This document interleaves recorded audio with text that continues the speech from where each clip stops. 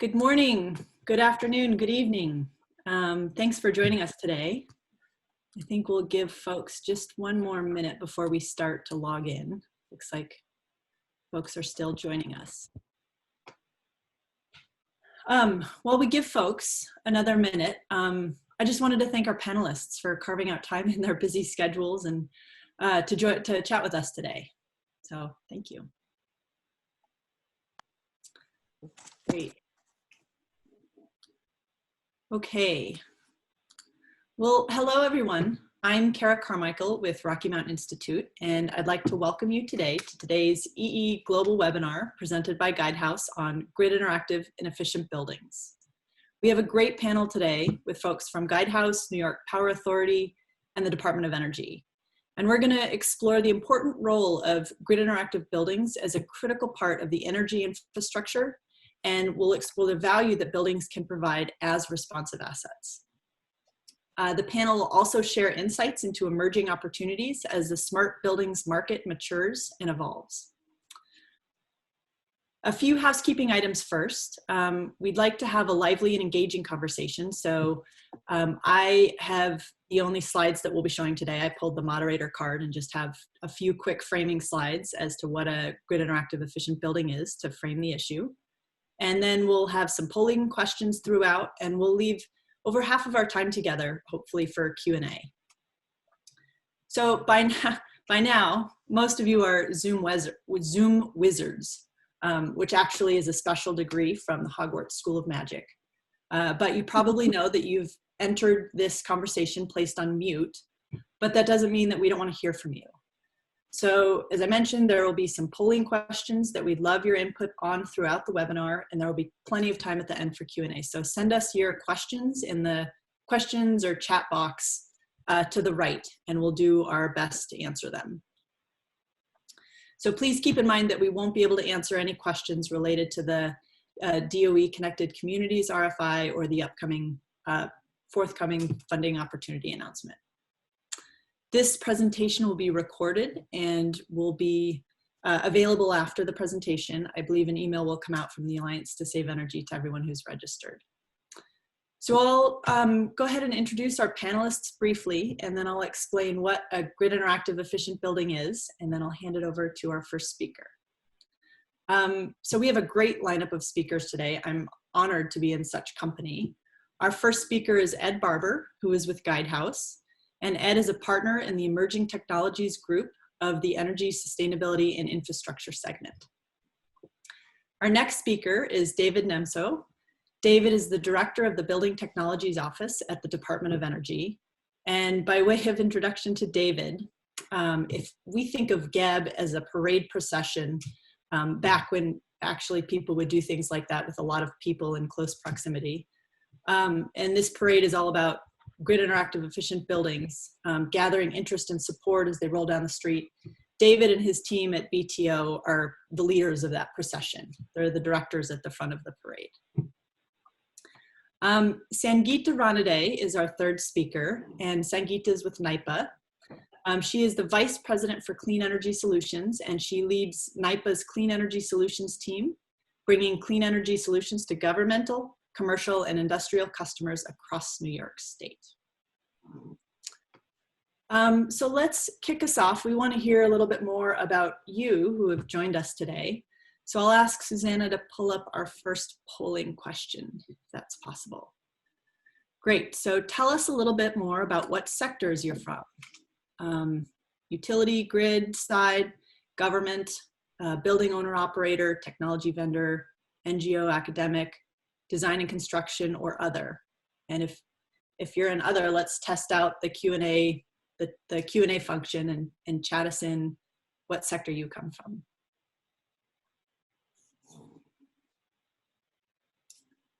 So Susanna, whenever you feel like we have some good traction, I guess we need to fill it out. Do I need to fill it out?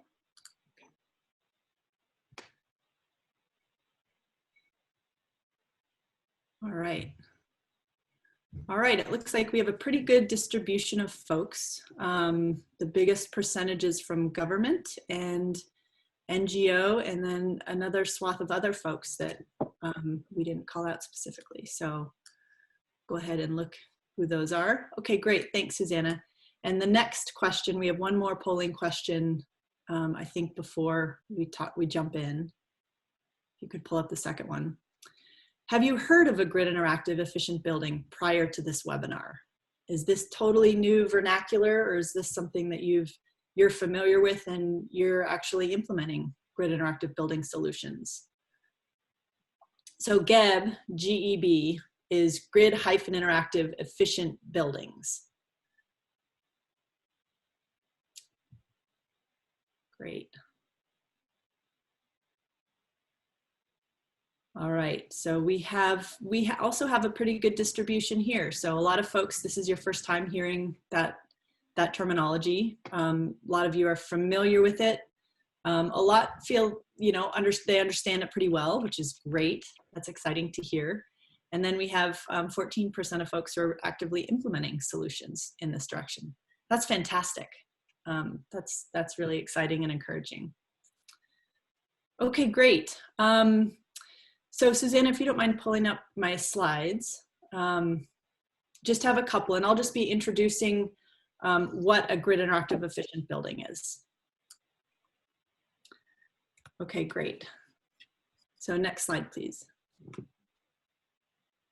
So first I'll tell you what it is, and then I'll show you. But per DOE, a grid interactive efficient building uses smart technologies and on-site distributed energy resources to provide demand flexibility while co-optimizing for cost, grid services, and occupant needs and preferences in a continuous and integrated way. There's a lot in there to grasp a hold of. So we distill it as a building that has energy efficiency, some renewable energy, potentially energy storage, smart controls, and these aspects are all connected to provide demand flexibility. So if you go to the next slide.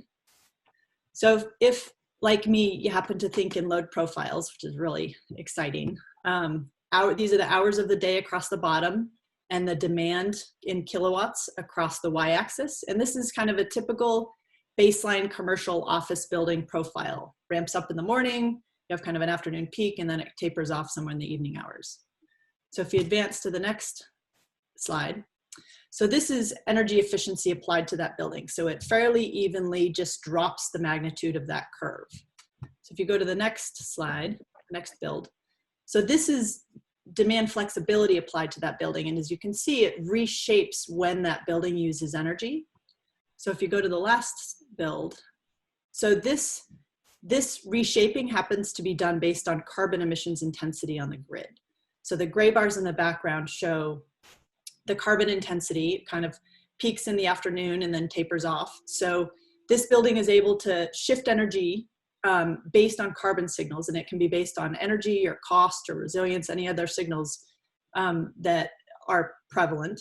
But this building shifts energy use away from the high carbon intensity periods of time and actually uses more energy during the low carbon intensity periods of time. And this optimization, this demand flexibility, can happen not just at a building level, but across multiple buildings too. So if we go to the next slide. And this is a really big deal. Grid interactive buildings imagine a world where our buildings, our 6 million commercial buildings and our 139 million housing units actually work together with our evolving electricity system and not against it. And that could produce some pretty significant impacts. And Ed is going to talk to us a little bit more about the benefits, but just at a high level, the potential impacts are tremendous. From a cost, carbon, energy, resilience, and health perspective, and perhaps most importantly, grid interactive buildings can help balance the grid as higher levels of variable renewable generation are added. So grid interactive buildings have an opportunity to play a major role in the global transition. So enough of me talking. Without further ado, I will turn it over to Ed. All right. Thanks, Kara. And I feel a little bit at a disadvantage. I don't have slides, which is rare for a consultant not to have slides, but thanks, Kara. Great presentation and great setup. One of the things that I really like about GEB, all the potential benefits that it can provide to the utility system, building owners and occupants, and quite frankly, society as a whole. Energy efficiency has always provided a cost-effective solution, for those end users and utilities. It allows to provide load management and the ability to reduce peak demand, while at the same time, it provides a consumption and cost savings to consumers. Now, if we could go to the next step, and energy efficient buildings and equipment could be designed and operated with load flexibility in mind, like a GEB, then the same buildings and equipment provide an even greater range of benefits for the grid and the building's owners. And that's really what we're talking about now. It's really that next generation for buildings. And it's really made possible by the increased adoption of smarter equipment and connected devices. GEB buildings can produce new levels of comfort as well, while providing building owners and operators, that added control and flexibility through a lot of new technologies, right? Tunable lighting, all the smart appliances and different devices, and through building automation systems. Just to name a couple of examples of some of the technologies that are emerging and are out there that can really help make GEB a reality. Additionally, buildings with advanced controls, they can integrate distributed energy resources as well as energy storage, and that includes taking advantage of electric vehicles as they become more prevalent.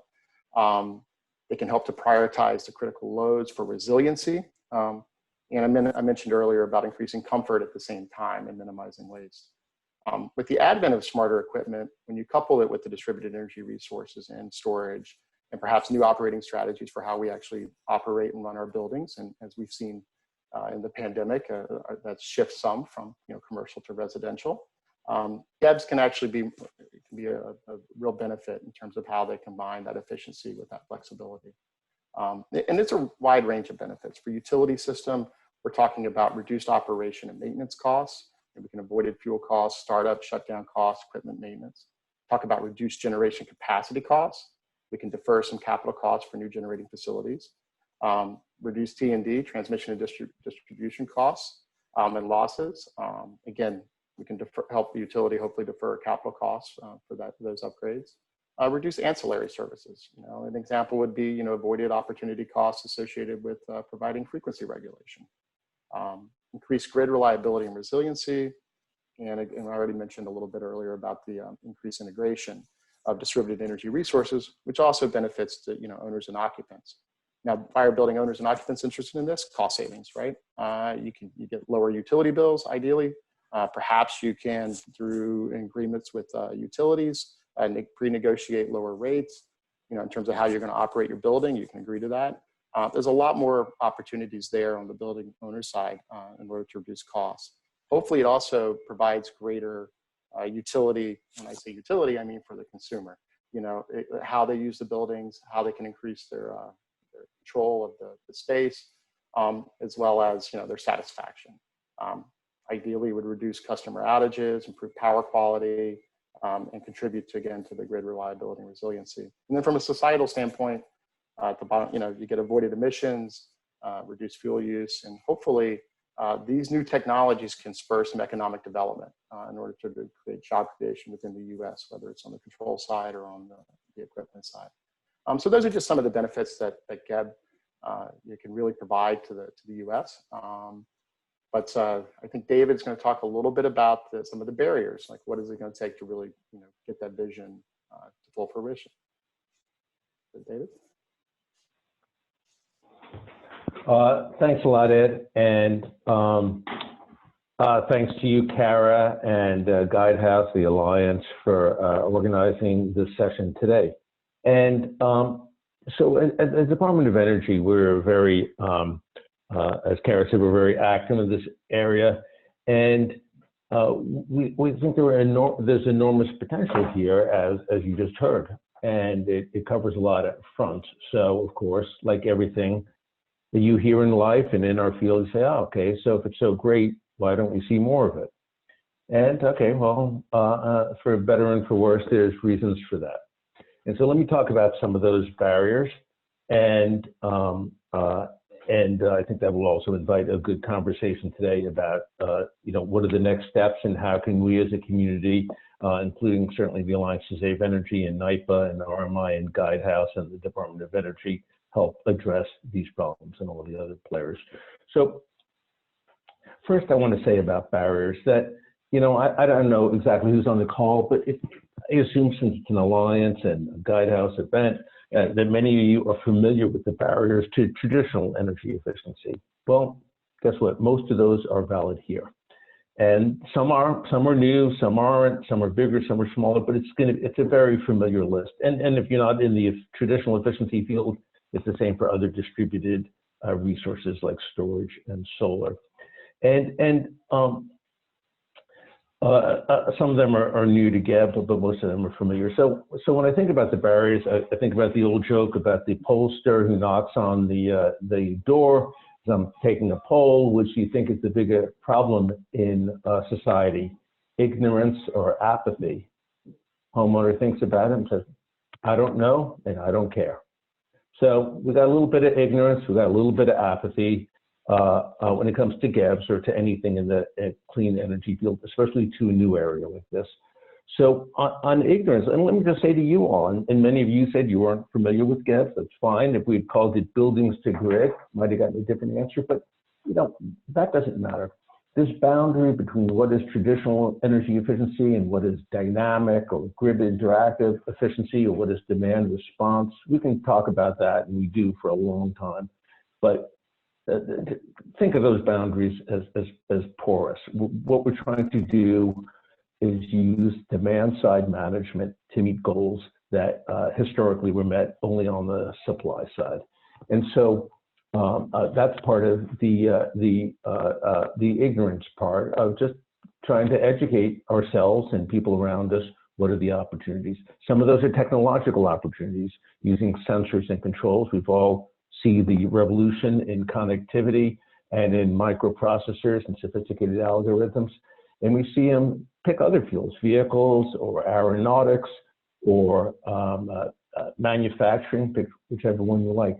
Not enough of them have made their way into the building space. And one of the key reasons for this is the traditional problem with demand side problems, is that the value stream, you heard how great the value stream is from Kara, and I think we can document that no matter how great the value stream is, those values are spread out by so many market players. It's very difficult, if not impossible, for any one of them to capture enough of the value to justify the cost. And that cost can be in all sorts of ways. And so that's why NYPER's role and the role of other utilities is so important. But again, you know, most people don't see time of use prices, and therefore they can't directly internalize the value that society gets, as Ed was talking about, from deferring investment in transmission and distribution, in trimming peaks, in filling in valleys when there's clean, renewable electricity in excess.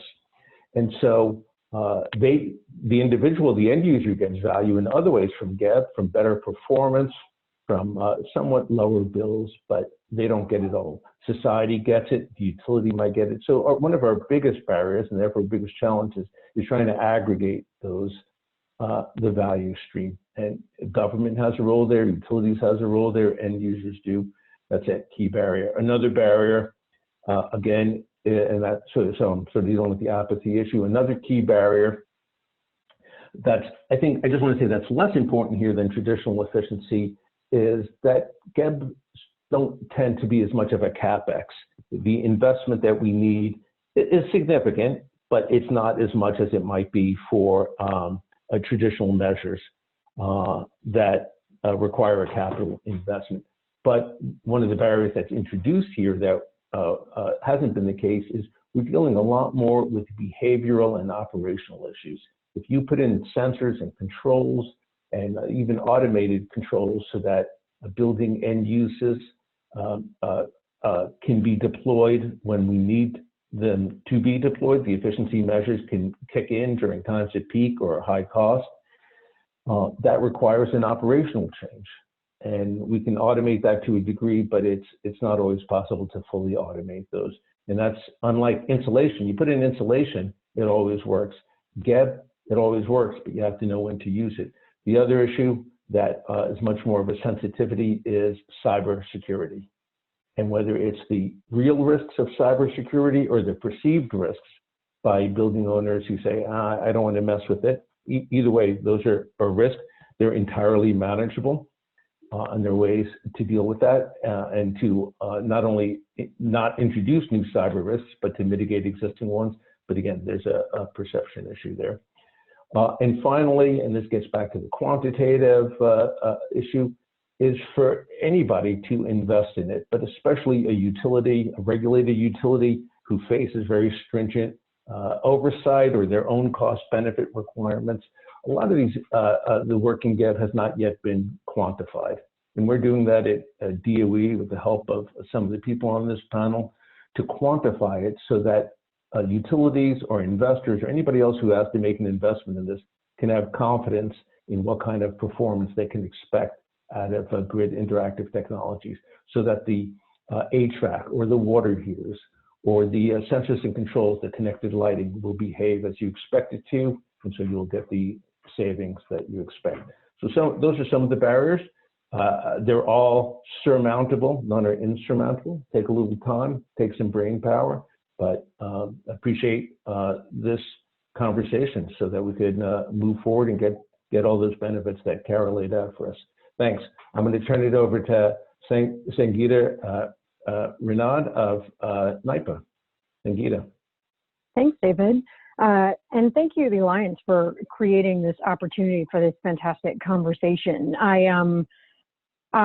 am looking forward to sort of the Q&A, because I think that's where like some of the real interesting stuff is going to come out of this. But what I thought might be helpful is to just walk through a little bit about what this is looking like in New York State, and probably similar to what it's looking like in other localities or organizations across the country. So Governor Cuomo in 2019 actually passed the Climate Leadership and Community Protection Act. And the goal with that was really to look at how we can create a renewable, sustainable future in New York State. And that is focused on decarbonizing our grid. So two of the many components in that bill include transitioning to 70% renewable energy by 2030 and a 100% decarbonized electric grid by 2040. So those are big, audacious goals. And I have to say, when they first passed, I think there was a lot of conversation across the state about how this is just not, is this even possible to do? And I would say in less than 1 year, the conversation has really shifted from this being impossible to this is hard, but there are some paths on the way there. And when we sort of dig down into the data about how energy is used, in the US, 40% of energy is used at the building level. 70% of electricity is used at the building level. So no matter which way we sort of cut our path to a decarbonized future, buildings will be a part of that. And the real shift that we're seeing happen from 5, 10, 20 years ago is before, utilities created all the power far, far away from where we live and work. And then we used wires and poles to get that power to where we need it. And that was sort of the compact. It was they'd generate the power, we'd use it, and it was like a one direction flow of information and electrons. Now, when we want to look at cleaning the grid, creating a more modern grid, that requires investment. And I think the piece that's really critical for us to always keep an eye on is affordability to customers and end users. And so we don't want to overbuild our investment in energy assets. We want to sort of make the most of everything we have. And as Dave mentioned, now with interactivity and this connectedness between assets, energy doesn't look the way it used to look. People might be buying things or investing in things for reasons that make a lot of sense for their individual situation. Maybe they want a smart thermostat because of the comfort. They want an EV vehicle because it's cool and they like the way it looks and it just makes a lot of sense for them. Or maybe they want to manage their commercial building in an interesting way to lower their peak load using a building management system. All of those investments in those assets actually help to manage energy, not just at the individual level, but we start to see trends that affect the overall grid because there is so much investment happening at the individual or organizational level. And so what GEBS actually offers us is the opportunity to kind of make the most of it. We can actually look at not just managing a building or an asset or a technology, whatever you want to call it, to benefit that customer, that user, but actually to benefit the grid.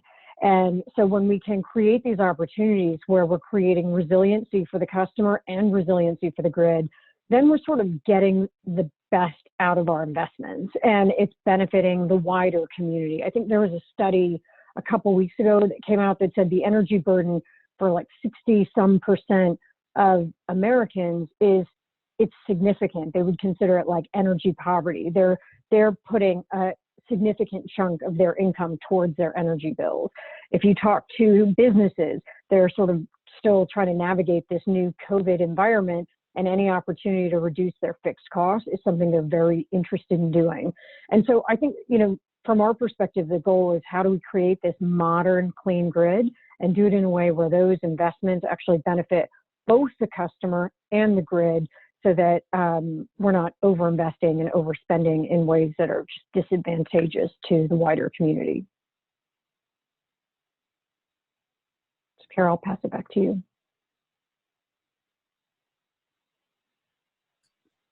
Great. Thank you, all three. That was really fantastic framing. Audience, please feel free to send in your questions into the chat box, and we can dive in. Let's think of some really hard ones, because we have a great group of folks here who can really answer our questions. While everybody is thinking, I have a few. So maybe I'll start with just kind of something that's top of mind to me, and I think to a lot of us today, is COVID. And COVID has showed us that it's much more important to understand the effects of human behavior and usage trends in order to optimize operations, as you guys touched on. So post-COVID, how would grid interactive efficient buildings either positively or negatively impact our building stock and operations? I think I'll direct that maybe to David first. So the easy answer is yes. It's very productive pre-COVID, during COVID, and post-COVID. The next layer of answer is, I think there'll be some new challenges and some new opportunities. So the new challenges is as we learn more about the role of aerosols and other mechanical ventilation related impacts on the spread of the novel coronavirus, there's been a lot of work done, but non-definitive, on how to change the operation of HVAC systems. But generally speaking, it appears that having more fresh air is helpful in dispersing COVID with the coronavirus. So that could have an energy implication, a negative energy implication as we run more fresh air rather than conditioned air. So to me, that's a challenge for energy efficiency, but that makes GEB that much more valuable, because one of the ways we can use GEB is to make sure that HVAC, including the V ventilation, is run in a time-sensitive, population-sensitive way. And if a building is occupied, well, of course you run it and you run it well. But when it's not occupied, and if we know that better, especially in open spaces, through better sensors, better controls, better algorithms, better experience, then we can save energy there. So look, COVID's going to affect how we run our buildings, and this is something we should add to that. The other thing is, we've seen that there's a lot of anecdotal and regular data. Buildings haven't turned down during the COVID period. They're empty. They'll have 10% occupancy and 90% energy consumption compared to the baseline. That's tragic, but that's the reality. And so again, this has been an issue pre-COVID and will be post.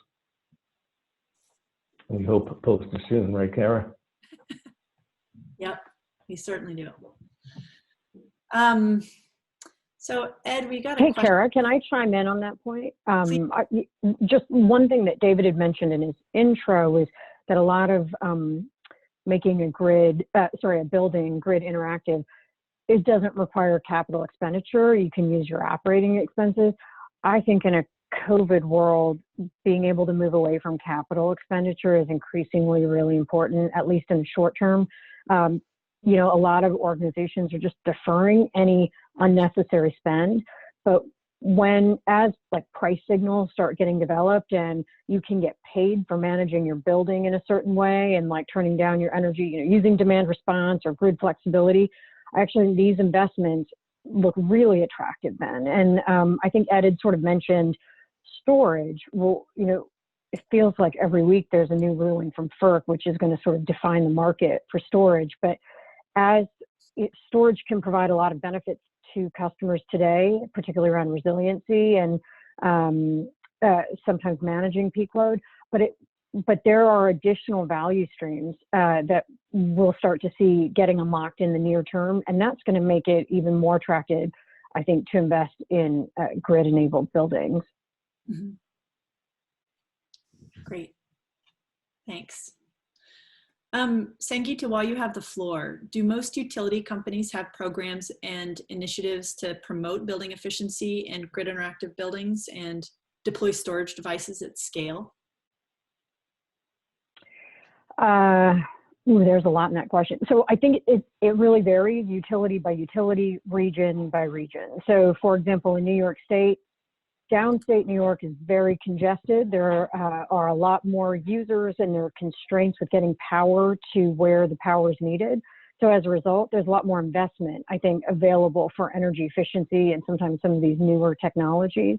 That doesn't mean there aren't programs in other parts of the state as well. It's just what happens is where it's harder to get the power to, but there's a need, that's where the pricing signals sort of match up a little bit more. It becomes more obvious when you start looking at storage. Storage is still a relatively new technology. While it's certainly commercially viable, the pricing is still challenging in a lot of environments. And some of it's not so much the hardware, it actually has to do with what we call the soft costs, like just getting permitting approval. Things like that, because it's so new, it can take longer for that to happen, and where things take longer, there can be more costs. And so I think storage is going to become, and I'm talking, sorry, at the customer level, not utility scale storage. I think that's a different animal. But at the customer level, where people are choosing to make those investments, it's usually on very unique cases that make sense for that building. You might choose to install a power wall at home because you want that extra couple hours of power in case something goes out, and you want that comfort at home. A commercial building might want to do that because there's an incentive offered by their utility to site a storage battery on their property. There's different reasons. It's not yet sort of gotten to the point where it's an obvious case, like where does it belong and where doesn't it, but it's going to start to happen. And I think we're definitely past the R&D phase. I think there's a lot of opportunity there. Hey, Kara, it's David. Can I add to what Sangeeta said? And that is, traditional efficiency, the modern era has been around since the late 70s, the DSM era. And so by now, of course, just about every utility in the country has something on traditional efficiency. And depending how you count, just under half the states have a mandatory energy efficiency resource standard where retail utilities are held to quantitative goals to produce kWh savings. But next to none of them look at kW savings. They're focused on kWh, and that they get the utility under the typical regulatory structure. The utility gets the same credit for saving a kilowatt hour at 3 a.m. in October that they get for saving a kilowatt hour at 3 p.m. in August when every air conditioner is running. And that's one of those, you can call it a barrier or you can call it a lack of progress, whatever you want, but that's one of the things that I hope can change, that we can, as we appreciate the value of the KW and the savings at peak and the time sensitivity, that we can shift programs. And if that's the case, the utility, in my mind, the PUCs and utilities should explore, are their incentives aligned according to which kilowatt hours are most valuable, and that will help end users make decisions based on those signals. They're not price signals, they're other kinds of signals. Great. Well, Ed, I wanted to ask you a few questions, combining a couple that we've received in the chat. Do we need a new type of technology in order to do this, or can we use what we have? And part B to that is, how is the evolution of AI and advanced analytics affecting this space? So those are both really, really good questions. And I guess the answer to the first one is sort of yes and no, right? So a lot of, from an efficiency standpoint or performance standpoint, traditional equipment, it can be used, but it's how it gets used and it's how it gets operated. I think that's really, really important. If you take lighting, just as an example, you can have a demand response program that dims lighting, on demand just because of how the load goes from the utility standpoint. Well, if you take the next step and go to sort of a GEB, you have lighting systems that are much smarter, can understand the preferences, can understand future load profiles, and can kind of regulate the lighting levels and power. And then when you add things like battery storage or EVs, using EVs as battery storage, you can also modulate those lighting levels. So it's, I'm saying both yes and yes, but so we have the traditional lighting technologies, but we got to be able to operate them. So we need the right sensors and controls. We need the right, the right algorithms in order to operate it. And that's where AI and other things come in too.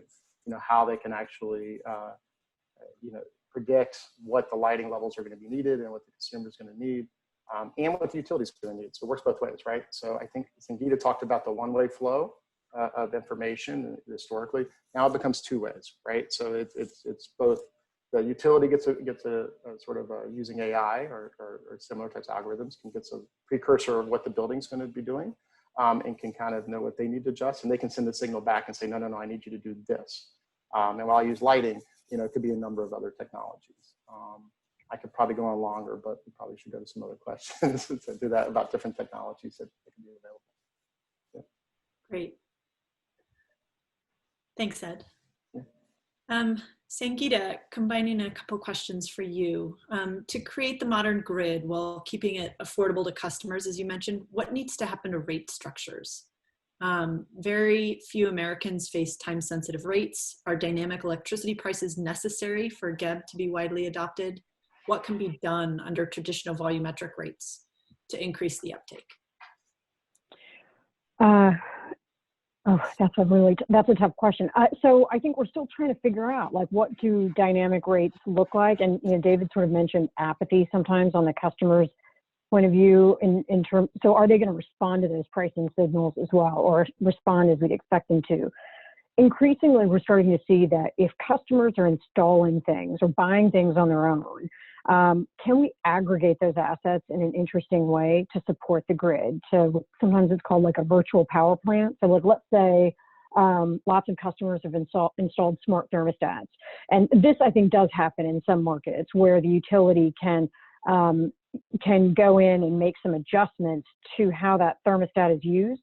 And they do that on their own rather than sending a signal to the customer and expecting a million customers to walk to their thermostat and turn it down and then turn it back up 15 minutes later. They can actually use the interconnectedness of all of these assets in a way that supports the grid needs. But increasingly, we might be able to do that for other assets as well, like distributed solar, storage, and actually get solar and storage to work in tandem so that there's a smoother load shape to how energy is produced and used across a geography. Also with electric vehicles, I mean, those are effectively batteries that are going to be all over the country. And can we sort of have those charging at the right times, discharging at times when we need them? We can use time of use rates to try to incentivize that people use those assets in the right way, but there might also be some automated ways to manage those assets. And that's where I think there is some new activity happening. And we're still trying to figure that out and how that might look, but it could be very promising. And I mentioned the FERC rulings before. I mean, I think there was just another one on Friday where they were sort of giving the go-ahead to start aggregating the assets to support the grid and effectively paying whoever the aggregator is to do that. So I think there might be some new ways to manage load across lots of different assets in the future, and it's not 100% dependent on everybody understanding time of use rates, but like some price signal in some form or shape could incentivize the right behavior. Great. Are you seeing, Sangeeta and others, are public utility commissioners promoting this, kind of following up on the FERC decision last week? Are you seeing certainly in New York State, we're following this really closely because I think this is just so critical to hitting those decarbonization goals. There's just no other path to get there without, it's like all solutions on the table kind of path. And so being able to aggregate assets is really important. And so, yeah, I mean, we're following it very closely. My sense, and I spent a lot of time with NARUC, is that commission, and look, I'll say it this way, 3 years ago when we started this, Ed was there with me and others, we were trying to get a PUC commissioner to talk about this at one of our DOE meetings, and we could barely find anyone who was, knew enough about it, was comfortable doing it. Each year that's gotten better and better. So I think a lot of commissions and commissioners and their staff are learning about it as we speak. Quite a few of them are now jazzed about it, but it's still, I don't know what the right adjective is. It's one past, what do you call it? It's one past nascent. It's taking root. You heard Sangeeta talk about the New York PSC, the California PUC, Massachusetts, Ohio. So it's evolving. I think it's certainly not where it will be in a couple, 3 years from now. I think right? And I think RMI is part of that conversation. And look, we saw the FERC order last week. I will admit I haven't read it all, but on DERs, right? This is part of a broader theme of what's the role of distributed resources. We heard it earlier. Buildings consume just under 3/4 of all the electricity in this country, and more at peak in just about the whole country. So you can't not leave that behind on these decarbonization, renewable integration, affordability, reliability goals. So we'll just take some time. We're not there now. Great. But that's what's going to keep RMI and Guidehouse busy for a while, right, guys? This is on your shoulders. Our success or failure is on you two. Oh, great. Well, let's work ourselves out of this business, Ed. Yep. Great. Ed, I wanted to turn it back over to you. Tell us a little bit more about resilience and the benefits. Can resiliency be a big driver and benefit given dealing with COVID and climate change related weather impacts?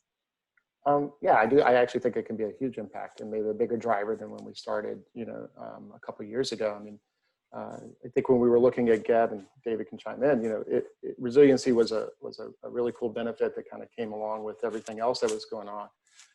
As the world has changed, and I think you mentioned something about the wildfires in California, as well as the pandemic. The way the energy is being used can put maybe more of a strain onto the grid. So the way the GEB is designed is resiliency is inherent in the operations of the building. So the simple answer is yeah. If we can get more of the GEB technologies installed in the buildings and operated in the way that need to be operated, resiliency becomes a key benefit out of this. Great. David, I wanted to circle back to something you said earlier, and we've touched on this ignorance and apathy and how we're stacking up against some similar barriers to energy efficiency, but how can we scale GEB now at a period where we need it more than ever? What is it going to take to get it over that threshold and beyond kind of the efficiency uphill battle that we've faced? Come on, Kara, it's my first cup of coffee. That's a pretty tough one. We're late. Okay. We have to figure this out. We're late. But wait, there's more. Look, it's a great question, and I hate to admit it, but that's like, okay, I put the last one on YouTube. I put something earlier on saying that one's on DOE as much as anybody, I think, to try to scale it up. So I'll give you an easy answer, but I'm going to find this response inadequate, and I suspect you will too. So the Southern Company, working with my office and Oak Ridge National Lab and EPRI and others, did 2 pilots called Smart Neighborhoods, one in Alabama, one in Georgia, the one in Alabama outside of Birmingham. After 1 year of occupancy, 62 single-family homes, beautiful homes, used 44%. Very smart, connected GEBS homes, after 1 year of occupancy, used 44% less electricity than a traditional home built to code, a new home built to code, not a crappy old home, and 34% less power at peak.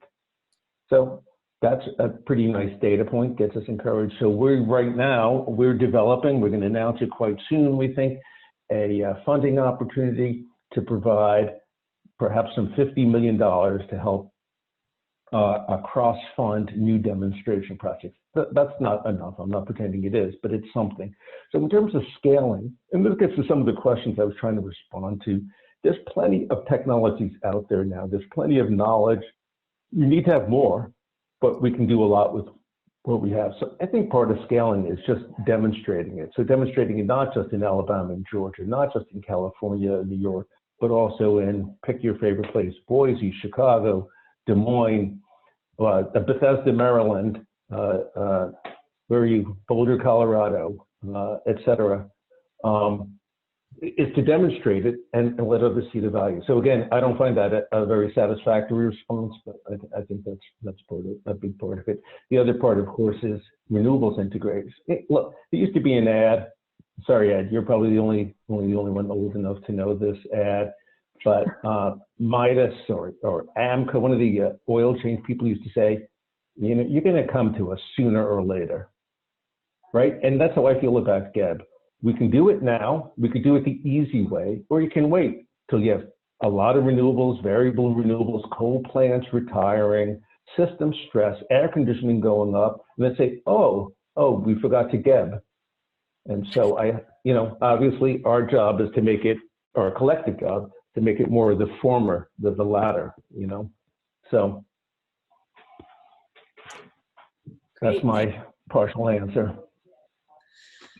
Well, and for those English buffs who are tracking all the different uses for the term GEBS, it's an adjective, it's a verb. Use it at will.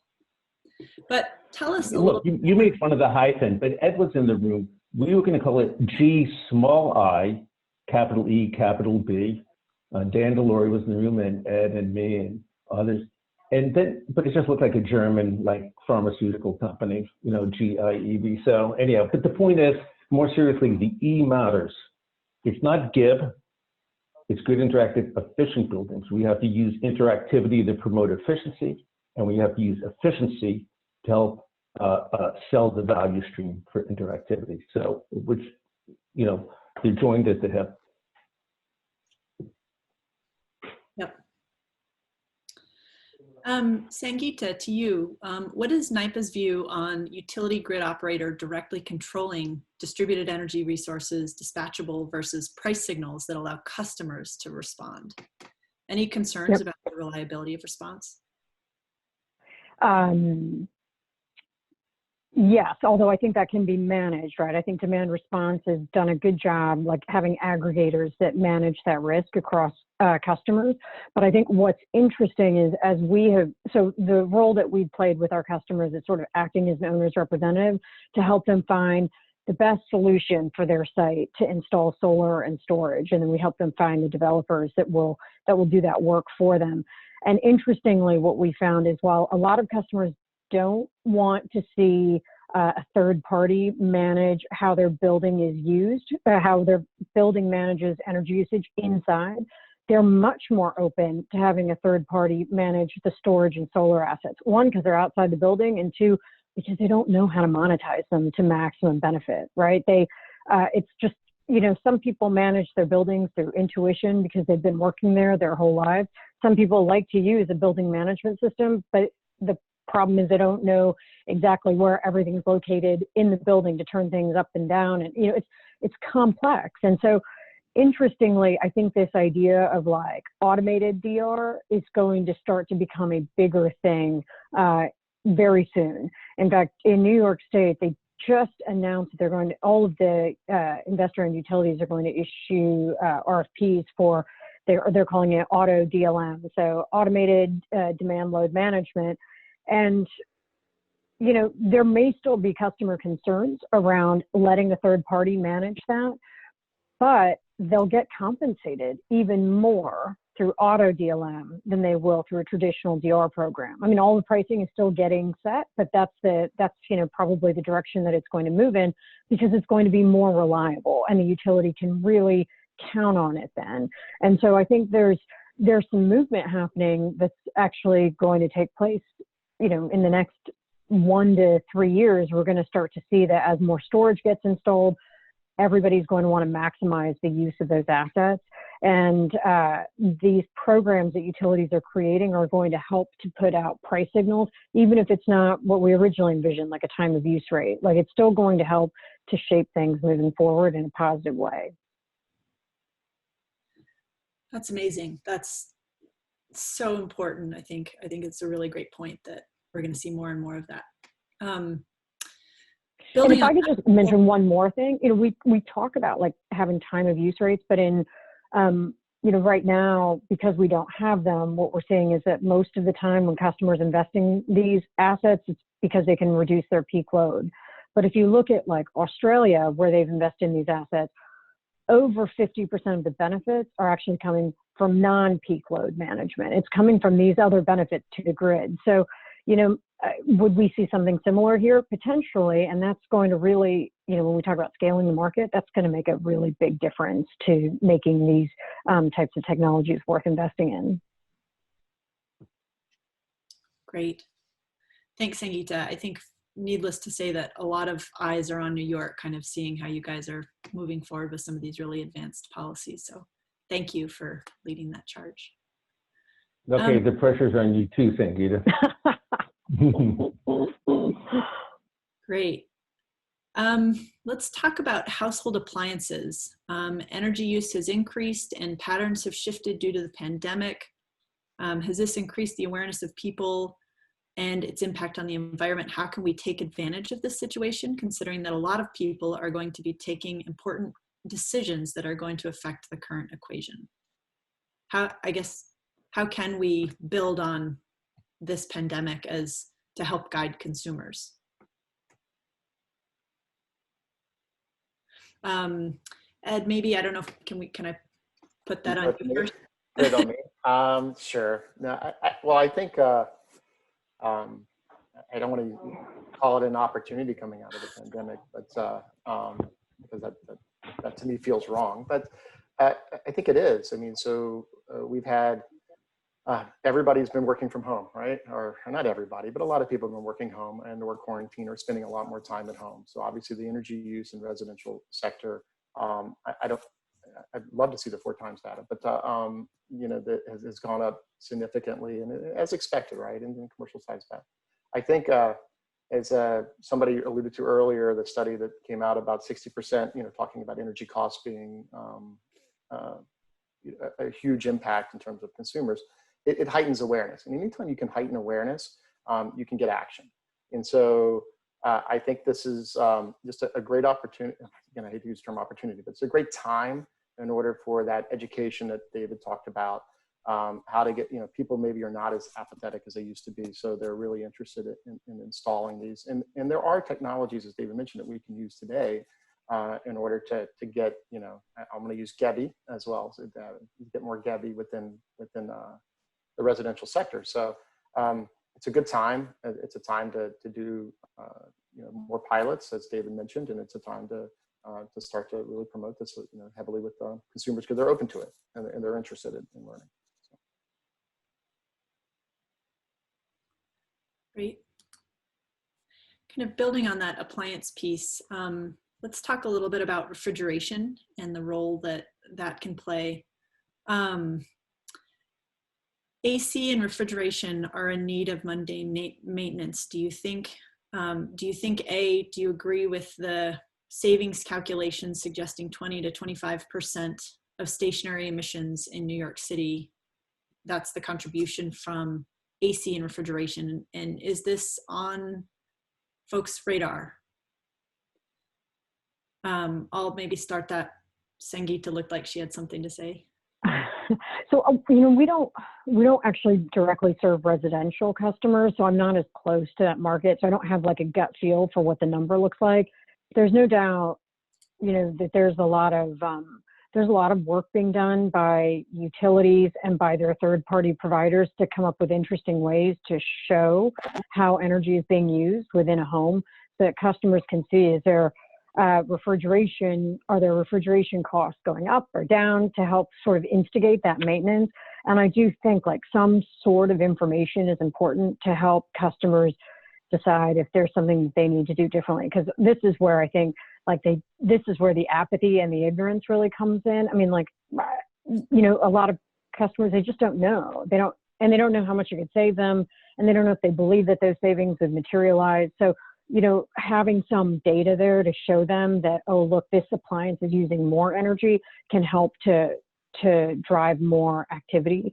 I will say one interesting thing in New York City is the New York City Housing Authority. They have well over 500,000 residents. They are the size of a mid-tier city, and because of COVID this year and people not being able to leave their homes, they made it a priority to install air conditioning units in people's homes who were seniors or who were medically compromised and susceptible to COVID. And so when they did it, they actually installed about 13,000, I think, so far, window AC units that are grid enabled. And now they're looking at how they can manage those as a collective unit, so they can get more benefit from it. And I think what's interesting about that is they're not depending on the homeowner, the renter, to make that decision. They're going to try to control that and ensure that comfort's maintained. And I do think there's a lot of value in that, and it's going to be very reliable when they have that in place. And so that's something they're looking to do, I think, in the next year. Or they've already installed the units. Now they're focused on how to make them GEBS. Great. Well, I know that we're approaching the hour, and I want to be respectful of everyone's time. Maybe in closing, if I could ask all three of our panelists to give a 3-word answer on the following question, and then we'll call it a wrap for today. But as you know, grid interactive buildings is really complex. How can we simplify GEBS so busy building owners and occupants understand and start to request it? How do we simplify? I guess in a couple of words, just off the top of your head, what do you think are the most important things we need to think about? I'll let whoever's ready go first. I'll try this one. I think transparency is really important. So transparency, I guess if I had to pick 3 words, I wasn't prepped for this. Transparency, visualization, and sensors, I think, are really important. So the sensors will provide the data that we can then visualize to make it easier for customers or end users to understand how their energy is being used. And I think the transparency is really important. And that's a two-way street between the utility and the customer, so they can understand, what does this mean for me if I change the way I operate? I think up until now, especially in New York State, we always talk about sort of taking this free market approach, but it's not really a free market if customers can't sort of decipher the tariffs or understand, well, what happens if I install this unit? How much can I monetize it? What risk am I taking on? I think that transparency is going to be really critical to simplifying decisions and scaling the technologies. Thank you. Yeah, I would agree with that. I think data visualization is going to be key in order to educate, get back to the education standpoint. I think sensors and controls, as well as control algorithms, like how to actually control the equipment, is going to be really important. And I just remind people, the education side, 10, 15 years ago, we didn't have iPhones, we didn't have Androids, we didn't know how to swipe and do all of that. And we seem to learn pretty quickly once it's there in front of us and we can do it. You have to kind of figure out something analogous to buildings to get people to do that. So that's more than 3 words, unfortunately. Thanks, Ed. So if I really only had 3 words, it'd be easy. What they said. But since they use more than 3 words, I'm going for more than 3 words. I'm going to go with, and I borrowed this from, I think, Marianne Piet, but delivery, parens by someone, close parens, but delivery of reliable automated performance. So I agree with everything that they said, but sometimes you just want to do it for them. So if we can deliver it, make it reliable, something people can count on, I think we'll do a lot. Great. What's your answer, Kara? You have to go too, you know. Time's up. Demand flexibility, standardization. Yep. But thank you all. Thank you for joining us, Susanna. Thank you for your work behind the scenes to make this happen, and the Alliance to Save Energy to put this on. Appreciate all our panelists and everyone joining in today. Thank you.